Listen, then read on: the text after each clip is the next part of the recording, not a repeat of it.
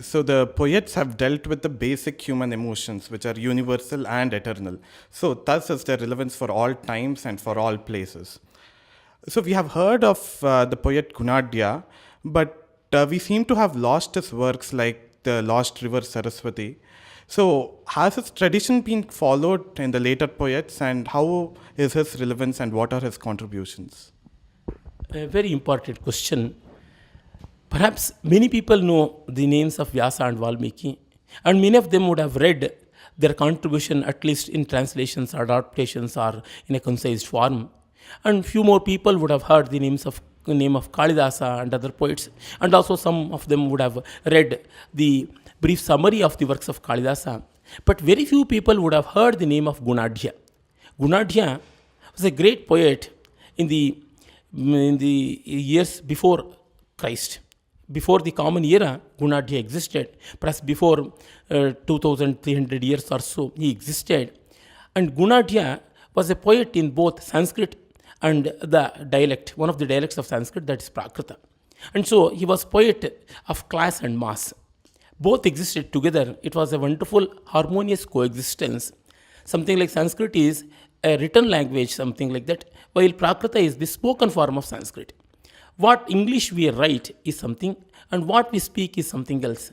What Kannada we speak and what Kannada we write, they too have different shades. At the same time, they belong to the same lore, and that is one language. Likewise, Sanskrita and Prakrita, only the emphasis is different, and Gunadhya excelled in both.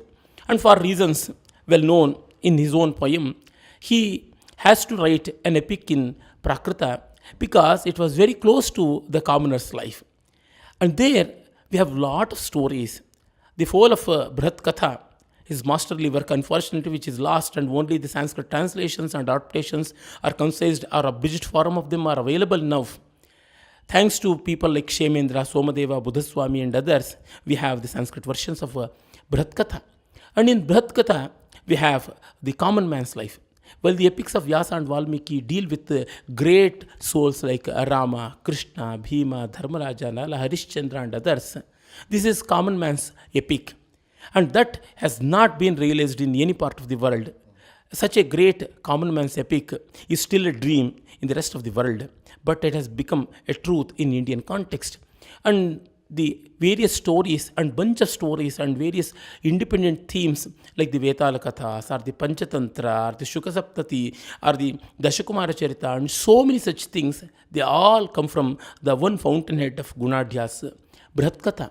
And in that sense, all the stories, all the so-called folk narratives, they all owe their origin to Gunadhya.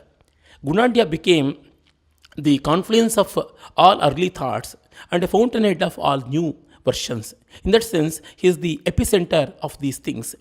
And the work of Gunadhya has been very well depicted not only in sculpture and painting, but also in our narrative forms, stories, children literature, and then pastime stories even for the adults, and even the plays, theatrical activities, dances, and many more.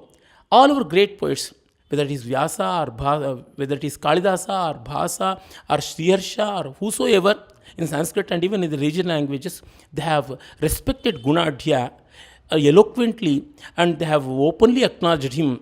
Udayana Katha Kovida Grama Vruddhaha, so says Kalidasa. And then Vatsaraja Katha Loke Hari Cha Vatsaraja Charitam, like that Sriharsha says. When we look into all these things, our tradition never ignored Gunadhya. It's only we, the moderners, have ignored them. A great poet of Karnataka who wrote in Sanskrit, Kavi Kama, in his Raghava Pandaviya, he gives glorious tributes to Vyasa and Valmiki as the earrings of the goddess of Saraswati. While a Bengali poet who wrote in Sanskrit, Govardhana, in his Arya Saptashati, says, Vyasa and Valmiki, when they represent Ganga and Yamuna, Gunadhya represents Saraswati. That's what you told. So this third force, that is Saraswati, has never been ignored in our tradition. It's only the pre-independent and post-independent India of the colonial period, colonial mindset even today that is in existence, unfortunately, that has ignored Gunadhya. And we have to revitalize that and perpetuate the great and hoary tradition of Gunadhya.